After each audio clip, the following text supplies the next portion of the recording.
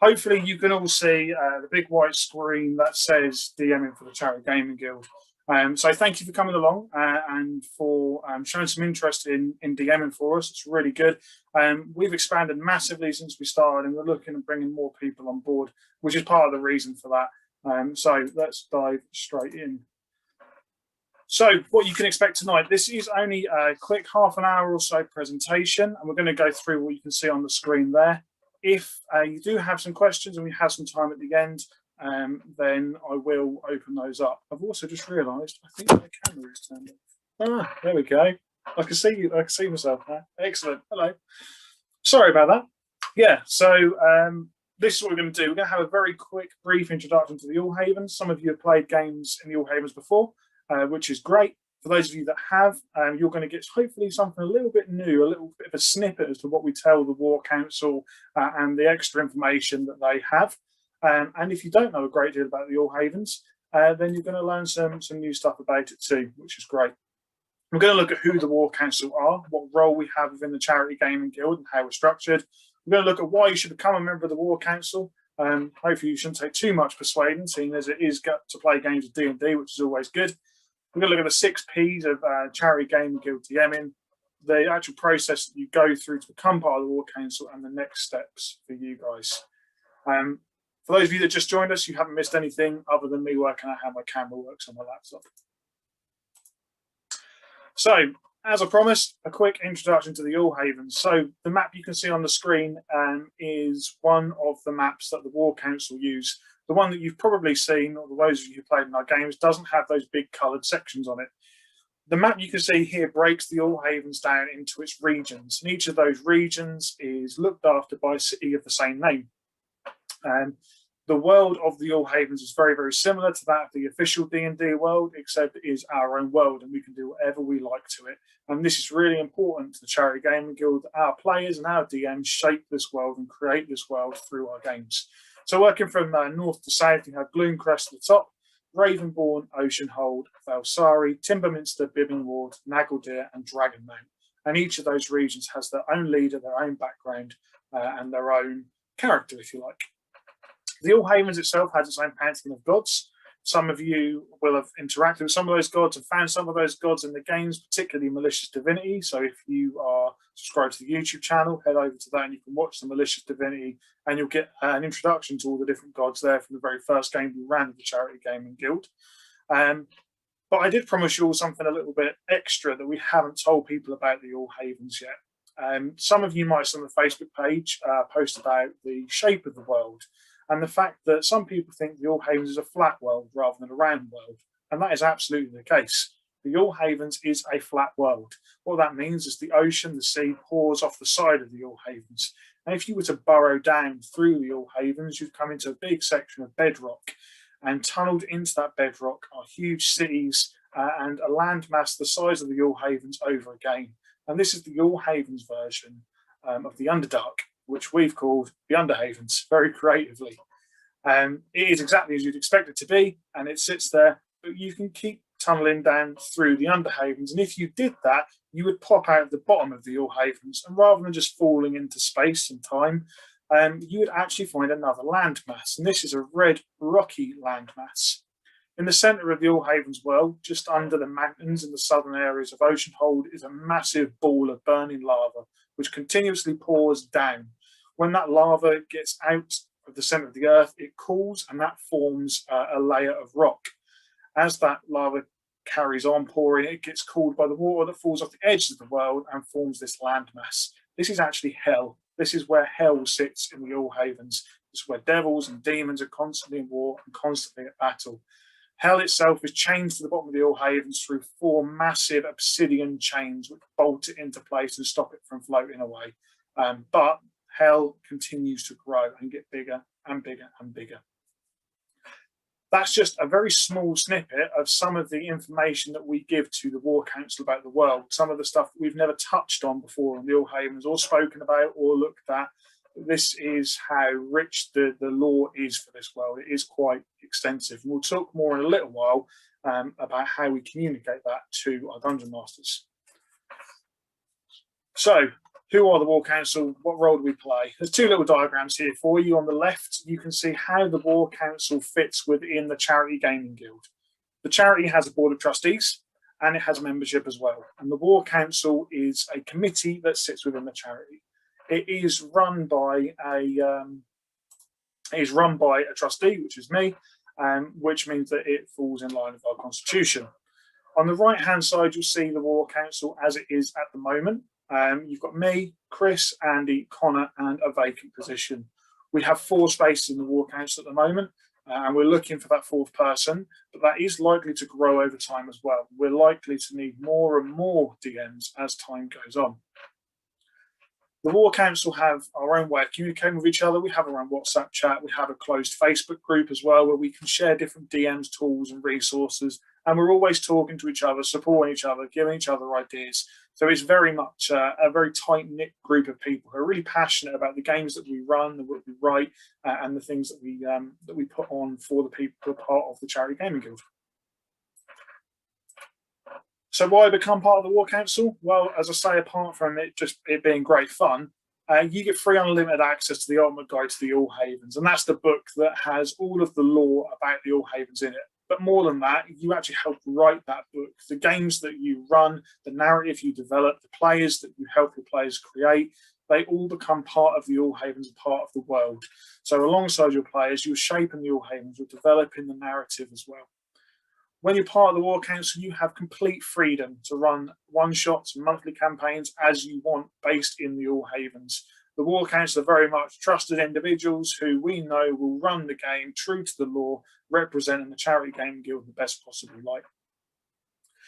The other perk, I suppose it is a perk for the DMs, is the DMs know what's going to happen on our big charity gaming days. So the one that we had to postpone because of COVID, which is still waiting for a new date, the DMs already know what's going to happen. They already know the storyline. They already know the plot. They already know who the big bad evil guy is. They already know what's going to happen.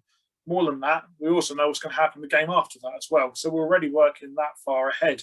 And the reason for that is we tie all of those things back together. So when we run our campaigns, when we run our one-shot games, you get little threads of narrative that run in between all of the games and tie everything together.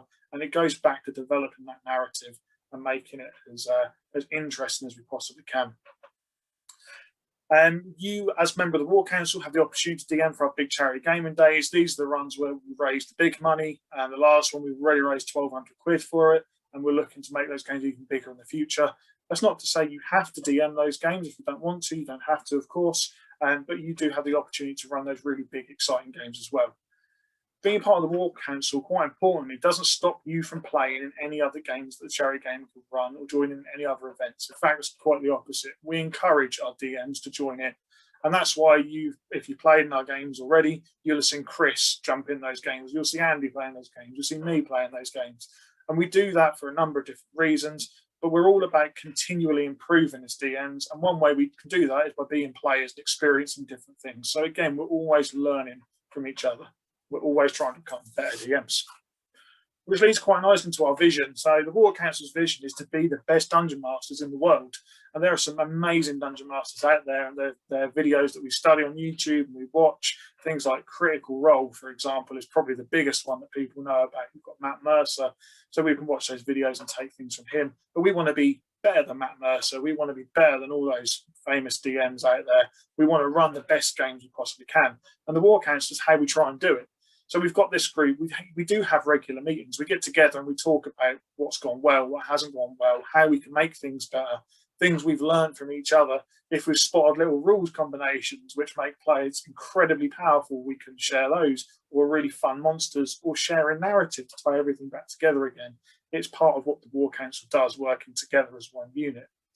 We also get feedback from our players. So those of you who have played in our more recent games will know that we send survey links out and we ask for feedback to come back in. All of that gets collated and sent out to our DMs. That isn't something we just do for our War Council DMs, though. We do that for other people as well. So Rob, who I know is watching, has run some games for us and had some feedback from that as well, which we hope is useful. And this is really important for us when we're looking for Dungeon Masters to run games. We want you to be open to feedback. We want you to be open to development and to listen to what that feedback is. We'll talk more about feedback in a minute. We, As the War Council, try and keep up to date with the latest rules developments. So all of the new books that are being released by Wizards of the Coast, the official stuff, is the important stuff that we need to keep on board with, but have an awareness of what else is going on around there as well, which again goes back into being part of a team. If one of us spots something, we can get on that WhatsApp chat and the whole War Council knows about it at the drop of a hat. So we're all supporting each other the entire time. We've already mentioned the continual development of the narrative. We've already mentioned the ultimate guide to the Wall Havens. The bottom point there is probably the most important one. We do ask for a minimum commitment for our Dungeon Masters of one-shot game a month, and to run a campaign of one session a month as well. So that's 2 sessions a month we're asking our DMs to run. If that sounds like a lot to you, don't panic about it. It's not a problem because you are supported the entire time. One of the ways we're doing things now when it comes to allocating players to our games is I look after that and make sure it gets an even spread for our players, and we've got the right players for the right DMs. Once lockdown finishes, we're going to review that and we're going to change that slightly because we all have lives outside of D&D, and we're fully aware that people may not be able to commit to that month in, month out. So we're thinking about that already and how that's going to work. So the next part of this presentation is the most important part for me, and this is to talk about the 6 Ps of Charity Gaming Guild DMing. This is the kind of big takeaway for me, and this is the stuff that I really want people to be clear about. If you're DMing games already, these 6 Ps will be able to help you as a DM anyway, but these are the things that we use to measure how good a fit a person is as a DM, not how good a DM someone is, because everyone has a different style of doing that. So these 6 Ps, we'll go through them one at a time. If I can get it to change. There we go. So the first one is preparation. Obviously really important for a DM. Preparation time, making sure you are ready to run the adventure or run the game, making sure you've written what you need to write and you know what's going to happen, you know what your story arcs and your tie-ins are. Making sure your players are tied into the game is important as well. It's quite easy for a one-shot to tie somebody in, but to tie someone into a campaign takes a little bit more work. Preparation extends into the game as well, so making notes and remembering what has happened and what those consequences are. We'll talk about consequences in a minute. Preparation means knowing the rules and knowing how to play the game. And this is another reason we get our DMs to join in with games, so that we can try different player class and race combinations out, different rules, and see how it works, and obviously have fun as well. And the last part is trying to prepare for the unpreparable. As a DM, anyone who's DM will know your players will throw you curveballs left, right, and centre. You won't have a clue what they're trying to do. It will be completely wacky, off the wall, and you won't have even thought about doing it the way they thought about doing it. But it's being ready for those situations and understanding how to handle that and how to use that to your advantage to create an amazing game for your players to join in with. The second P is players, obviously quite essential for a game of Dungeons and Dragons. When we're talking about players and the DM, we're talking about communicating before, during, and after the game. So if you're running games for the Charity Gaming Guild, you'll know that we set those group chats up and we get everybody involved, we get everyone together. And that means we can make sure that the communication is there the entire time. This also extends to make sure your players are ready, they have access to the games, that you've reviewed their player sheets, but also when you're preparing the sessions, you make your sessions player-centric. So your sessions are about your players and how your players interact with the world, and it all focuses around those main sort of protagonists for your game. When you're speaking to your players as well, you need to manage your expectations of the players as well as managing the players' expectations of you. So everyone knows what to expect from everybody else. We've got things about rewarding players appropriately and making sure you don't favour one player over another, which can be easy to do. It can be difficult to do. It depends on the group. But over time, you get to know different people and how they work anyway. And the last one, and this is quite a big one for me, is keeping control of your game. Some people who play our games are very big characters. And that's just how people are. And it's understanding how you take those people in a game of D&D and you keep control of your game and you keep pushing your game forward. Which moves us on to our next P, which is patience. Patience is really important as a DM. There's some obvious things for patience, like having patience with your players and establishing experience levels and supporting players the right way. But one of the big things for me as a DM when I run is knowing how to use silence in a game. It's very human when you have a period of silence to try and fill it, especially if you're a very sociable person. Silence is really awkward, and if you feel, oh, I kind of need to do something here, But as a DM, having that patience and understanding, actually, I've given my players enough, let them think, let's see what they do, is a really important tool. And it's something that when I'm watching games, I look for quite a lot. I look at how the DM uses those periods of silence to push the game on and to bring the game forwards. Next one's presentation. So this has a few kind of elements to it. Presentation of your game, your maps, the artwork you select, the minis you use if we're playing face-to-face, and the tokens as well, how your game physically looks. And that will differ as well. So our DMs at the moment use 3 different virtual tabletops. We've got Foundry, which Andy uses. We've got Fantasy Grounds, which Chris uses, and we've got Roll20, which I use. And that gives us all our own flavour of games. But each of us will take those virtual tabletops and put time and effort into making maps and environments and lighting and tokens. And that's the kind of thing we look for. When Andy's one shot, the Naggledale one shot, goes up onto YouTube, which should be in the near future, I would highly recommend giving that a watch, because that is a perfect example of how presentation of a game is really important. And if you see what Andy does with the environment and you listen to the reaction of the players, you immediately realise how important that really is. The presentation extends beyond the game itself. It is also you and how you present yourself, how you project yourself, the environment you put yourself in to run the game, and the tone of your voice, the choice of your voice that you use as well. These are all things that build immersion and all things that present you as a DM in the right way and make your game engaging and interesting. We look for presentation of the All Havens and keeping true to the All Havens lore. The War Council should know what's going on in the All Havens, and that should be reflected in the game as well. And one of the last ones, obviously a couple more on there, probably the most important one from the trustees' point of view, is that anyone who's part of the War Council is representing the Charity Gaming Guild. So we would expect that person to represent the organisation as best possible light, which obviously goes without saying. And the last point on there is DMing by example, or showing people the kinds of behaviours that you'd want to see around your table through you as a DM. A couple more. Pacing. This is a really, really big one. This is the one that I see most often with DMs, and I think this is where it kind of goes a little bit wrong. DMs should always be making sure that games are moving forward constantly. And it doesn't have to be going at 1,000 miles an hour. It should be at a good, steady pace that brings the narrative forward, so it engages all of your players and stop the games from stagnating. You need to make sure you're able to guide your players through the game without losing player agency. Player agency essentially just means without taking away your players' free choice. So still allowing them to do what they want whilst enabling the narrative to move forward.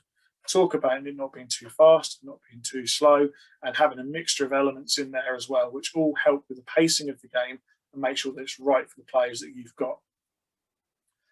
The last P is purpose. So making sure that everything in your game is in there for a reason, that it has some purpose. It's not just in there just because. And the reason it can be in there because it's fun. That's a good enough reason to have something in the game, or it's cool, or it's interesting, or it drives the narrative forward, or it develops the player characters. But all of those things should have a reason to be in your game. And if you're looking at something thinking, do I need it in there? The chances are you probably don't. So you could probably take it out and focus on the game itself. The last one isn't worded particularly well on this presentation. It says good and bad consequences both locally in your game and globally in the All Havens. What we mean by that is making sure that the actions your players take have some kind of purpose within your game and have some kind of impact on the wider world as well.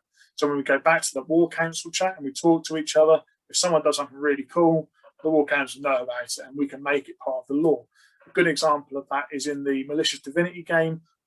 When Lizzie's character took control of the town, we actually made her the Thane of the town in the background. So again, we're bringing our players right back around, putting them into the narrative and helping them help us drive the narrative forward. So they're the 6 Ps. There's quite a lot of information there. I don't expect everyone to remember it, but those are the things that we're looking for when we're looking for someone to join the War Council. If that seems massively overwhelming, like, oh my God, there's loads there, how am I going to remember all of that? Don't panic about it. We'll have a look at how you become part of the War Council, and you should see how we can support new people as well, if this is something that you decide you want to do.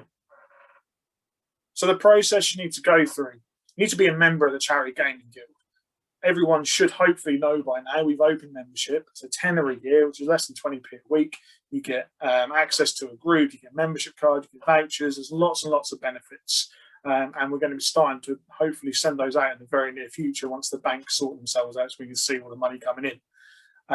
But that is a key part of being part of the War Council. And the reason for that is within the charity, there's a code of conduct. And as a DM, especially as part of the War Council, you need to know what that code of conduct is. And we need to make sure that that you care enough about the charity to present it in a good light. We do ask that you're an active participant in our events as both a player and as a DM. We've already got that commitment, one campaign game, one shot, but we do ask our DMs to join in as much as they can because it helps your experience. It helps you learn more about the game, the players. It gets you interacting with people in different ways. And it's a really important thing that we do. And being an active part of our community, I think everybody on here is on the Facebook page. So you'll see the posts that go up. So liking posts, commenting on posts and engaging with us, talking to us, sending us messages, all those kinds of things that we're looking for. Because that shows us that you want to be part of what we're doing. You want to be part of the Charity Gaming Guild. We want people to be friendly, open and welcoming so that you can talk to people. So that it's fairly obvious, isn't it? As a DM, you need to have people be able to come and speak to you and you need to be able to speak to other people. So we should be showing those values all the time. You should be prepared to deal with people with all experience levels and to be open to suggestions and feedback no matter where it comes from. So that all kind of feeds back into there as well. So the last part of this presentation is the next steps. So what's next if you want to become part of the War Council? So the first part in that big blue box, we've already said, become a member of the Charity Gaming Guild. That's really easy to do. And most people in this have already actually contacted us, filled an application form, sent the money over, and we're in the process of putting those through. So that's easily done. The second thing is to speak to me about running a one-shot game through the Charity Gaming Guild. That's before you're even part of the War Council. And we would ask you to run a game which is either a module, so something that's pre-written that you then run, or something that you've made up yourself. Either of those two things is fine. In the process of preparing those games, I will continually talk to that person, give you all the help and support you need to develop that game and get you to a point where you're confident that you can go forward and actually run that game and make it a successful event. That will then become a free event on the Charity Gaming Guild and we'll open it up to people who like the page, which means we can guarantee you players. We have 270-ish people who like the page at the moment. We can guarantee you at least 3 players. And we can also limit and pick those players depending on what kind of person you are, how confident you are, what kind of players you're looking for, to help develop you as DMs, to help match your DMing style. The next step is to run the game. That's kind of really, really important. So that will happen, and then we'll get feedback from your players, which will be sent to you. Those of you that have had feedback come through already, you'll know how it works. There's a link, you fill the link out, it's totally anonymous, and all of that gets collated and sent off to the DM for them to review and do whatever they want to do with. Once you've had that feedback, we'll then ask you to run a second one-shot game. Again, a module or homebrewed one-shot, whatever you want to do, and we'll be looking for how you implement that feedback and how you develop as a DM. From this point, there's one of 2 routes we can go down. If we need to continue building your skills or your confidence, we can get you to run as many other one-shot games as you want to do until you're happy. Once you're happy, then me and you will have an informal chat and we'll talk about the commitment that we want from someone within the War Council. We'll make sure that you're happy with everything you need to do. Once you're happy with that, we'll help you develop a one-shot based in the All Havens. So it will be an All Havens one-shot, and it will be your first opportunity to learn more about the background and get a little bit more information the players will have about the area that you're running for. And then you'll go on, run that game, we'll collect feedback again, and then we'll review that feedback. And if you're successful and there are spaces, you'll then join the War Council and be invited into all of the chats and groups and everything that goes alongside it. I am fully aware there are 12 other people watching this video, and there's 1 space in the War Council. So the way that we're going to work out who we use is we're going to go back to that commitment that we're looking for. We're going to go back to the values that we look for, people who are engaged with the charity, who are playing in the games, who are running the games, who are listening to the feedback, and we'll have a waiting list, if you like. And the more you do, the higher up that waiting list you go, and when a spot becomes available and you're ready, we'll invite you to join the War Council. You're more than welcome to go through this process and not join the War Council as well. If you just want to do it to run some games to become a better DM, that's absolutely fine. I'm all for that. But you might find once you do it, you've got a flair for it and you really enjoy it, that becoming a War Council member is the next kind of natural step and the next thing to do. That is a real whistle-stop tour of what I wanted to say and get over to you guys. I have recorded this as well, and I'm going to send it over to Nathan, who does all of our YouTube videos, and he's going to push it up onto YouTube. So if you want to watch it back to get the information, to get those 6Ps again, or if you joined a little bit later on, you want to catch up on the first few minutes, then that'll all be there as well. I've still got 5 minutes. So if anyone's got any questions, feel free to drop them in the chat window. I'll answer as many as I can if there are any. Stu just says, yes, please. Ben sounds good, great. Rob, just to confirm the process for becoming a member again. Yeah, so if you want to become a member of the Charity Gaming Guild, all you need to do is message the page. Send us a Facebook message. That will come directly to me, and then I'll talk to you about what you need to do to join. Essentially, all I need is your email address. I'll send you an application form. You fill that out, and then just send it back, and that'll all be good. Lizzie, I have many questions and not enough time. If you do have questions once we've finished this, then feel free to message me, message the page. If you want to get those games going, then message me straight away. If you've already sent your membership application and you want to start planning your one-shot and running it, drop me a message. We can start talking about it. Stu, the one-shots, do they have to be in D&D 5e? Yes. For the moment, just D&D 5e. We are exploring other systems and other games, but at the moment, that's something I want to keep within the War Council. Can I pay for 2 years membership? Yes, you can. You can pay for 2 years membership. You'll be pleased to know I have been looking into sending you a card, so you do get a proper membership card, and it is definitely feasible. Chris, so great to see so many faces. Yeah, absolutely. I completely agree. Completely agree. Last couple of minutes, if there's any other burning questions.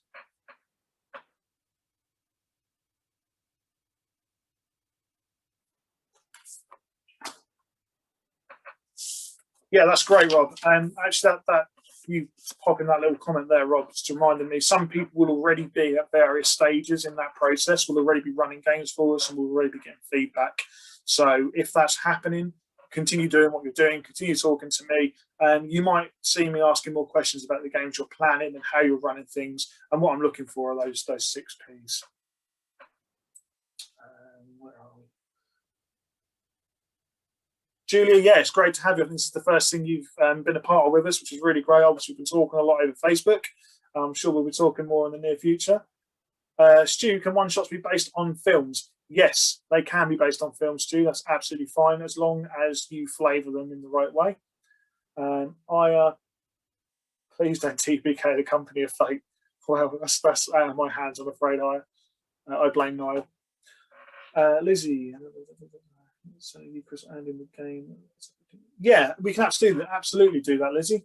If you are planning a game, like I say, if you want to run a game for us, message the page. I'll talk to you about organising that game. And as part of that conversation, if you want either me, Chris, or Andy there as a backup, then absolutely we can be in that game as well.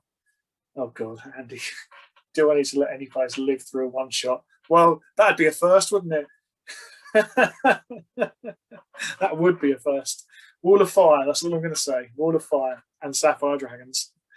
Rob, is there any lore around Ravenborn? Short answer, yes. I haven't got enough time to give you all of that lore right now, Rob, but if that's an area you're interested in, keep it in the back of your mind, send me a message and we can talk. Well, in fact, you've already messaged me about future stuff, so we'll have a look into that. Nathan, did you want all the games based in the All Havens recorded? We'll talk about that individually, Nathan. It's going to be dependent on the person that's running the game. Not whether they're good enough, whether they want to be recorded running the game or not. Niall, are there any other homebrew classes races apart from the Drangda? Yes. So those of you who have been following the page for a little while will know that the Dragon Guard is a class you can play. The Dragon Guard being a military might of the All Havens, and we've got that in the Ultimate Guide book, so you can actually play as a Dragon Guard. Niall, what you don't know is we've extended that class. So you can now be a Dragon Guard soldier, a battle mage, I think there's a battle cleric, a beast master is in there as well, and that's just that class. We also now have a cleric domain for the All Havens as well, which Niall, I know you're interested in, but we're still looking at that and trying to get it right. I wrote the first one and it just didn't go very well. And vessels, yeah, there you go, you got it. Stu, can one shots be comedies? Yeah, they can, absolutely. As long as your players, so we go back to player expectations, as long as your players know that that's the kind of game you're running, then absolutely, there's no problem with that at all. I would much rather there be some element of fun in those games too. Oh dear. And I'm not going to read that pun out. I'm not even going to read it out. That's awful. Okay, I want to try and run various. Oh, yeah, that's fine. So yeah, there's lots of cool ideas coming through on the chat, which is great. I think I'm going to leave it there because it is bang on 6:30. So thank you very much. If you do have any other questions or you're interested in taking this a little bit further or you want to know a bit more, drop me a message. Like we say, anybody that goes through this has got our full support. So we're not just going to tell you to run a game and let you get on with it. It's not sink or swim. We really will help you every step of the way. Even if you haven't played very much and you want to get into DMing, that's absolutely fine as well. When I started playing D&D, I started as a DM before I was ever a player. So it can be done. You can do it that way around. Cool. Excellent. Thanks very much, everyone. I will see you all very soon. As I say, feel free to message me if you have any questions at all. Goodbye.